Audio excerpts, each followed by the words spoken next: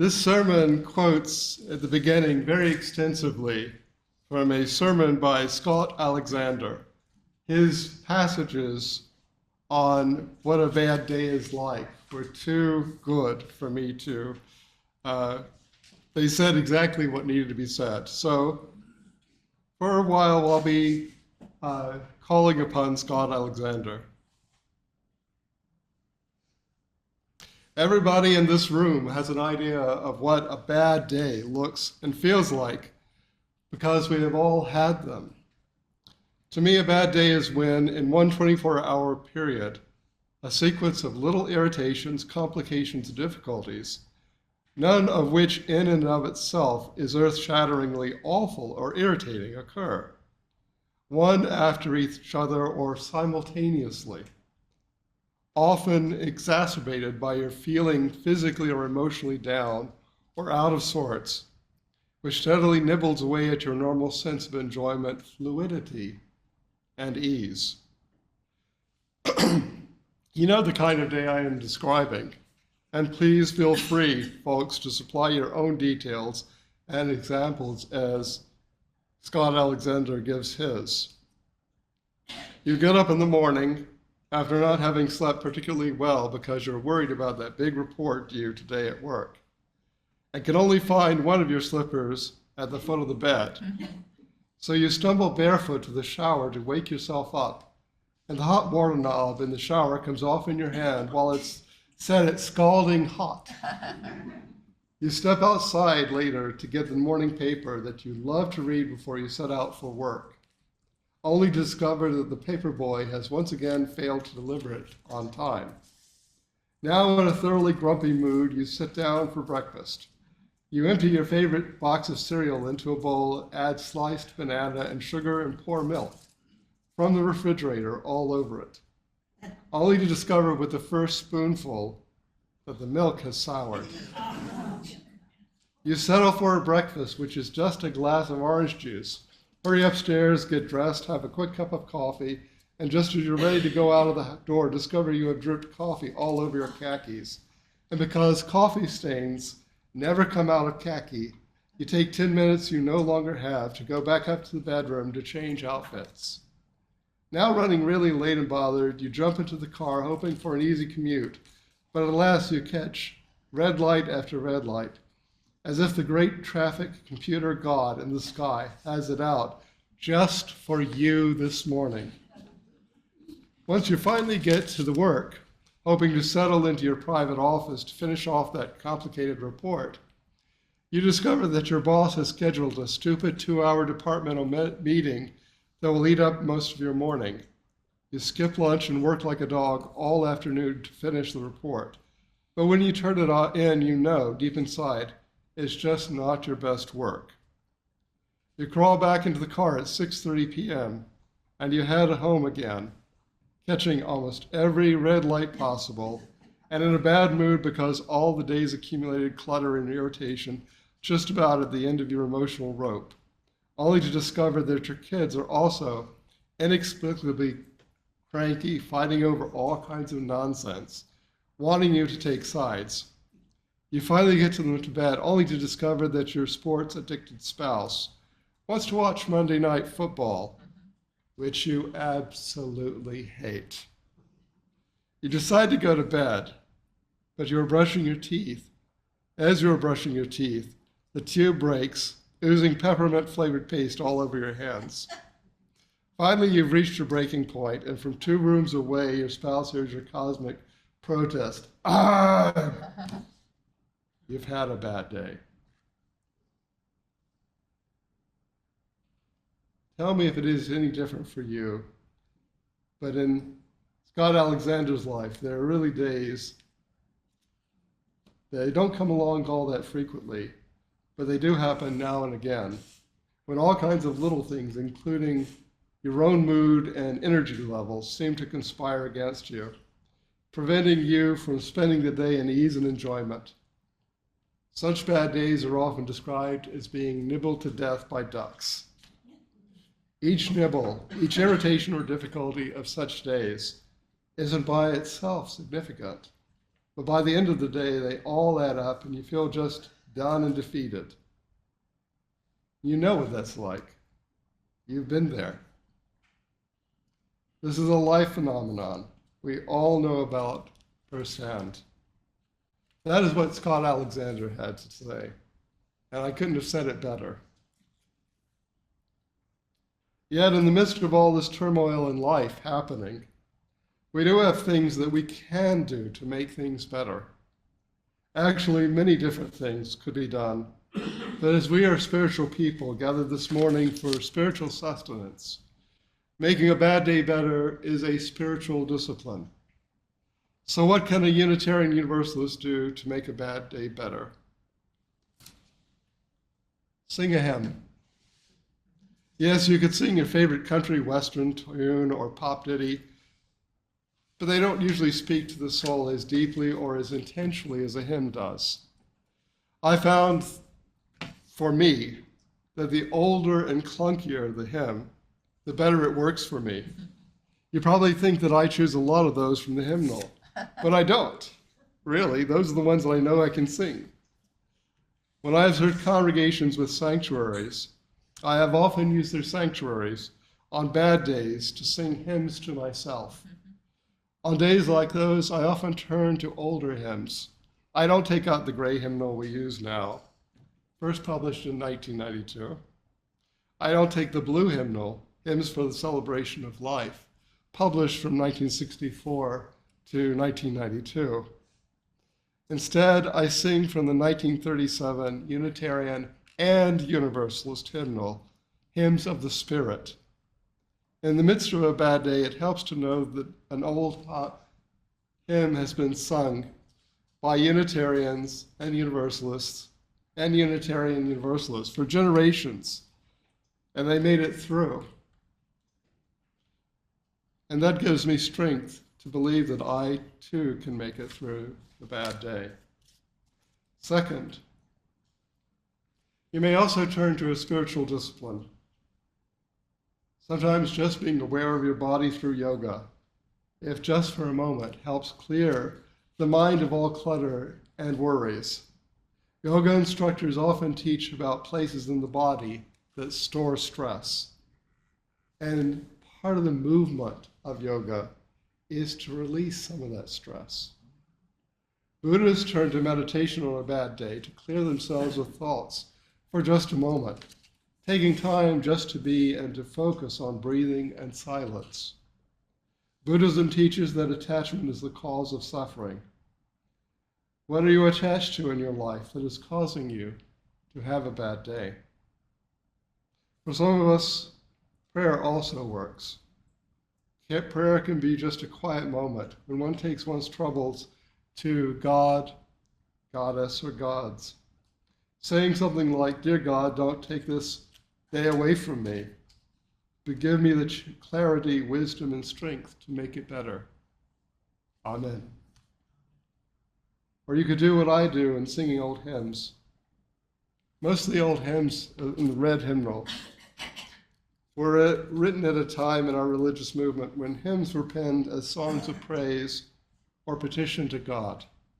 They were in essence a musical form of prayer, and we still ended our hymns with the word Amen. Third, sometimes in the bad days it helps to revision the moment. Revisioning takes some degree of imagination and some degree of the absurd. Revision is about looking at a bad situation and seeing it from another point of view. Years ago, I served a congregation in the suburbs, the western suburbs of Philadelphia. Well, I lived then and now in Cherry Hill, New Jersey. That meant that when I went in during the weekdays, and I did go in twice a week, that I had to go in with the rush hour in the morning right through Center City, Philadelphia. And on the way back, I had to usually had to go through the rush hour in Philadelphia through Center City. When I arrived at the congregation I then served, I usually found many problems and much to be sad about. It was sad and frustrating to be with the congregation, and then there was often the commute after office hours down the Schuylkill. One bad day, I was stalled in traffic. I decided that the day was unbearable and that I wanted to be somewhere else, but I couldn't be. And I revisioned where I was, and it made all the difference. I revisioned that instead of being stuck in traffic on the Schuylkill Expressway, that I was sitting in a comfortable chair listening to classical music. I cranked up the radio and focused as much on this image as I did on driving. And there I was in a comfortable chair listening to classical music. The chair just happened to be in a car on the Schuylkill Expressway at a traffic jam. But it helped to savor the moment and not to focus on the frustration of interim ministry and driving. And it helped me just to be present with something that was beautiful and in a place that was comfortable. And that made a big difference. Besides singing hymns, spiritual disciplines, and revisioning on a bad day, you can take a moment to be grateful, even in the midst of this bad day, that some things are making the day bad are also aspects that make your life better. In the bad day described earlier, the person experienced it had food, clothing, employment, children, a spouse, and a home. Gratitude means recognizing that every blessing can also be a curse, but that it is mostly good.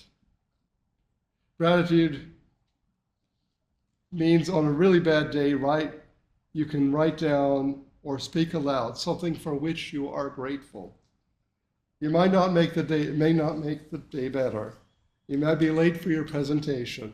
You may have spilled food on your clothes, but if you can acknowledge that you are grateful for your life, even if only for one aspect of it, then your day will probably be better. In fact, gratitude reminds us that life is not always this bad. The reason that one can see a bad day is because others are not usually so bad. In her essay, The Riddle of the Ordinary, Cynthia Ozick reminds us how easy it is to take life for granted, ordinary life for granted. She writes, "The ordinary, by making itself so noticeable, has got itself in a bad fix with us. We hardly ever notice it. The ordinary, simply by being so ordinary, tends to make us ignorant and neglectful.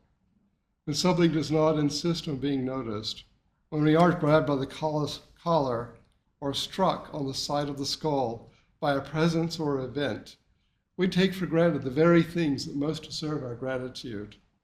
And this is the deepest point concerning the ordinary. That is, does deserve our gratitude. The ordinary is above all that is expected, and what is expected is not often thought of as a gift. By being bad, the day reminds us that most of your ordinary days are actually pretty good, making you grateful to God or your spiritual grounding, the universe, your family, your love. And when you have given thanks for your ancestors, your family, your nation, your faith, your dog or cat, your lover, your home, your safety, then you might want to think about something else. If everything else in your day is going badly, take a moment to do something kind for someone else, or something that meets your values. In the midst of the bad day, think about doing something good that you can do for someone. Maybe it's just buying cookies for your coworkers, or taking a moment to offer a few words of encouragement to another person. Because chances are someone you know is also having a bad day. Taking the time to do something for social justice.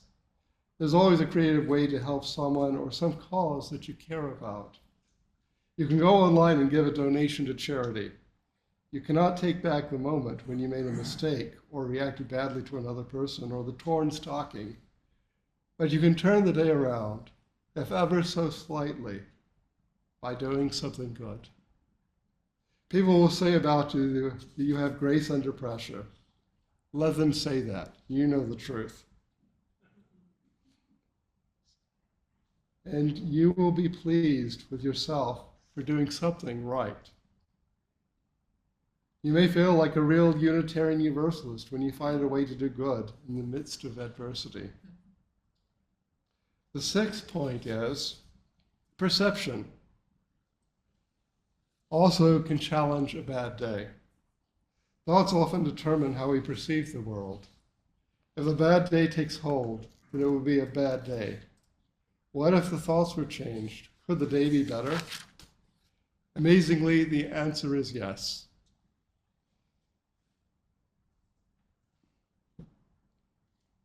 Years ago, I went camping at a park in New Mexico with my college roommate and his family. My friend was constantly arguing with his teenage daughter. His wife was distressed about her husband and the teenager daughter not getting along. After the first night, we were camping. After the first night, the situation resumed the next morning. We were walking along a trail beside a stream up to pueblos inset into the hillside, and this family drama was playing out again. They were totally oblivious to the world around them and all totally taken into the conflict within that family. Somewhere along the trail, I was ahead of the family. I turned around to look at the family behind me and noticed my friend's younger daughter was walking pretty close behind me and smiling as she looked at wildflowers and green plants growing in the dusty soil. Her father, mother, and older sister were behind her, and one look at their faces told me they were all miserable. So why was that younger daughter happy? It wasn't because she was having a strange emotional response to that family situation. Why was I happy in this dysfunctional family camping trip? Perception. The young daughter and I had woken up that morning and decided that it was going to be a good day. And that was enough for both of us to make the day glorious. And we were happy.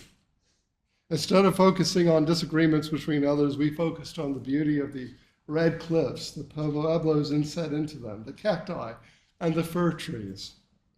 We decided that the place where we were was good and that we would not let the unhappiness in our party ruin it for us. We had both decided to be happy when others might have taken us down. And that's a matter of perception. It's a matter of deciding where your mind is going to be. Another friend of mine, who is my age, uses perception in her everyday life. She is beset with fibromyalgia, arthritis, and frequent kidney stones. She lives with a lot of pain. She also lives with bipolar disorder that often has her mood swinging from mania to depression. Yet for all this, she would probably say that her life is rather happy. Why?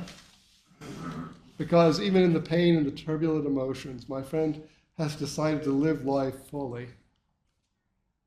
It's a challenge, I know, for her to move emotionally where her mind and her body are telling her. While it is true that her mood cannot be easily controlled sometimes, she has decided that even if it hurts, she will make her best effort to make it a good day. No one knows that she is in pain. If earth, wind, and fire are plating, she'll be the first one on the dance floor. Even though she knows that dancing is going to hurt, she still has to dance. Because her will to live is stronger, and she is determined to be happy, even if it takes a lot. So even in the bad days to come, There is something stronger within ourselves to find hope, joy, meaning, and life. We can sing, we can practice a spiritual discipline, we can revision the moment, we can give thanks, we can do something good, we can perceive the day differently. Bad days will come and you will find yourself still smiling or even dancing if you can do that. Bad days hate it when you do that. Be grateful that you still live and have the capacity to love and to care.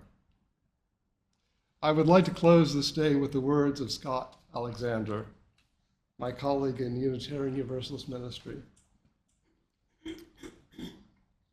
He writes, "Look, no one enjoys having a bad day or a lousy 4-day chest cold. And I'm certainly not trying to suggest that such unpleasantries are some sort of necessary spiritual corrective in our lives. But I will say to you that having a bad day every once in a while can serve to remind our stubborn, often ungrateful hearts what a simple, blessed gift an ordinary day of our lives really is. Just look, for example, at the ordinary day we are now sharing together. Look at those beautiful autumnal trees gently dropping their colorful leaves. Look at the sky and the gracious whole that is our world. Look at this warm and inviting room and this good company of friends, family, loved ones, and caring strangers. Look at the holy, ordinary blessing you have before you. Life, ordinary, everyday life, is good. It's good even with all its complications, challenges, and difficulties. It's good even with its occasional bad days. That's all I really know. Life is good. We are alive in this amazing, holy creation. Let our hearts rejoice. So be it. Blessed be. Amen.